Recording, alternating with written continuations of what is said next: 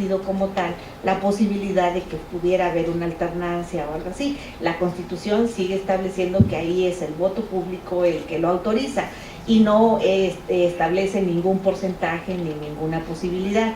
De que se puede hacer, pues claro, tendría que haber la voluntad política para eso. Lo dudo muchísimo, sin embargo, creo que ya el hecho de ahorita el 50-50 es un avance. Ahora, se ha dicho también que las medidas de carácter positivo son transitorias, y la idea de que sean transitorias es precisamente en lo que se da este cambio de cultura, este cambio de manera de ver las cosas, para que ojalá llegue un momento en el que pues no tengamos para nada que acudir a este tipo de acciones positivas ni de porcentajes, sino que sea algo tan natural, pues que salga un hombre o una mujer en la medida en que tienen la capacidad para hacerlo. Fíjense que en la década de los 70, cuando se da esta reunión internacional que se hace en México en materia de igualdad de género, la que participa activamente es una paisana mía, a la que yo admiro mucho, que es Rosario Castellanos, y hace un discurso que les invito a verlo, está en internet, y ahí se llama La abnegación es una virtud loca, según Chesterton. Es un discurso muy hermoso, un discurso muy avanzado para su tiempo, y que ella lo dice en 1970, y que tristemente al paso de más de 40 años yo creo que sigue estando vigente. Por eso el cambio cultural para mí es muy, muy importante. Gracias, maestra.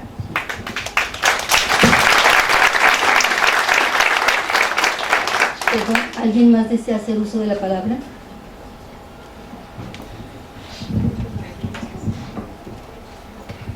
Muchas gracias. Buenos días. Antes que nada, señora ministro, por su presencia. Siempre es muy agradable escucharla. Muchas gracias. Usted nos habló de esta igualdad de género entre hombres y mujeres, pero también nos ha mencionado la igualdad que debe haber entre las mismas mujeres. Es fundamental. Yo quisiera saber, señora ministra, su opinión sobre lo que sucede en algunas entidades federativas donde está permitido el aborto cuando el embarazo es producto de una violación, y sin embargo es penalizado el aborto cuando tiene lugar a pesar de que la vida de la mujer o la salud, incluso también del producto, están latentes. ¿Cuál sería su opinión, señora ministra? Gracias. Hablar del aborto es un tema muy polarizante, como todos ustedes saben. Sin embargo, en la mayoría de las legislaciones, claro, es una situación que le compete a las legislaturas locales, no es una cuestión federal. Por eso encontramos legislaciones tan disímbolas en toda la República. ¿De qué depende mucho? Pues de la legislatura local, que en el análisis económico, social, político, moral de su entorno, pues determina penalizar o no determinada conducta. La mayoría de las legislaciones, creo que ya son muy pocas, las que penalizan el aborto cuando hay situaciones de riesgo de la madre, cuando se trata de una violación. Cuando se trata de una violación, siempre se ha dicho, no le puedes obligar a la madre a tener el estigma de un momento tan traumático como fue ese.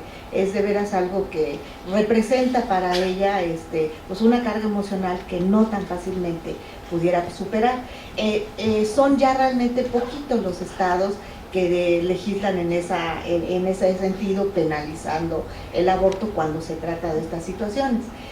Hay lugares mucho más avanzados, como es en la propia Ciudad de México, donde no solamente se despenaliza el aborto en esas circunstancias, sino también para aquellas personas que deciden abiertamente no tenerlo dentro de las 12 semanas de embarazo. Y tanto la ley Robles, que fue la de la despenalización en las circunstancias que usted señalaba, como la ley actual que despenaliza el aborto a las 12 semanas de embarazo, pasaron bajo el tamiz de la Suprema Corte de Justicia de la Nación, y en los dos casos se declararon constitucionales estas legislaciones. Opiniones por las cuales se declaraba constitucional hubo muchas y muy variadas. Yo lo único que le diría es que la mía siempre ha sido en el sentido de que las legislaturas locales tienen libre configuración legislativa para determinar qué actos pueden determinar que son sancionables a través de penas privativas de la libertad y cuáles no. Por ejemplo, cuando tuvimos nosotros, a mí no me tocó la ley Robles, pero sí me tocó la de las 12 semanas de la despenalización, y ahí el ejemplo que poníamos era el siguiente. Pues por ejemplo el adulterio en algunas legislaciones se había dicho que era penalizable penalmente con privación de libertad si se realizaba en el domicilio conyugal o con escándalo. En otros lugares de la República no estaba penalizado, simplemente se establecía como causal de divorcio y, como dicen en otros, era mero deleite. Entonces, bajo esas circunstancias lo único que se determina es la penalización de una conducta corresponde desde luego a la libre configuración normativa que tienen los congresos locales. Los congresos locales, claro, siempre y cuando no atente contra alguna norma constitucional, tampoco pueden hacer lo que se les dé la gana, para eso está la Constitución Federal, pero en esos casos el penalizar o no una conducta se consideró como norma de libre configuración.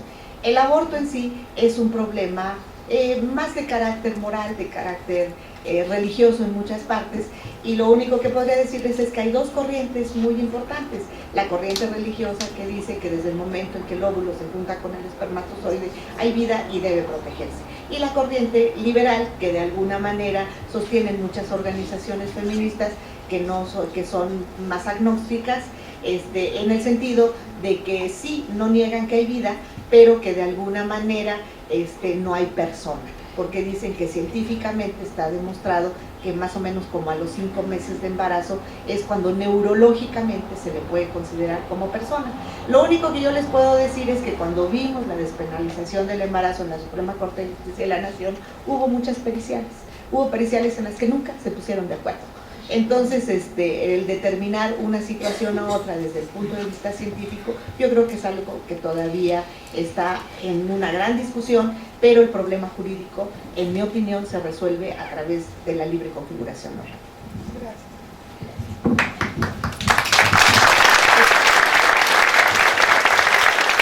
Muchísimas gracias. A continuación, le vamos a hacer un reconocimiento, entregar un reconocimiento a la señora ministra Luna Ramos. Siempre es un privilegio escucharla, y sobre todo aquí en nuestra institución.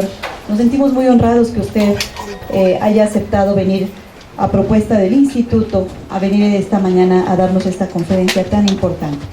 El Tribunal de lo Contencioso Administrativo de la Ciudad de México y su Instituto de Especialización en Justicia Administrativa y Fiscal otorgan el reconocimiento a la ministra de la Suprema Corte de Justicia de la Nación, doctora Margarita Beatriz Luna Ramos, por su excelente conferencia magistral Equidad y Género, dictada el día de hoy, 1 de julio del 2016. Atentamente, el ministro en retiro, don Carlos de Silva Nava, director general del Instituto de Especialización en Justicia Administrativa y Fiscal, y su servidora como magistrada presidente. Muchísimas felicidades y muchas gracias, Marta. Gracias, señora ministra.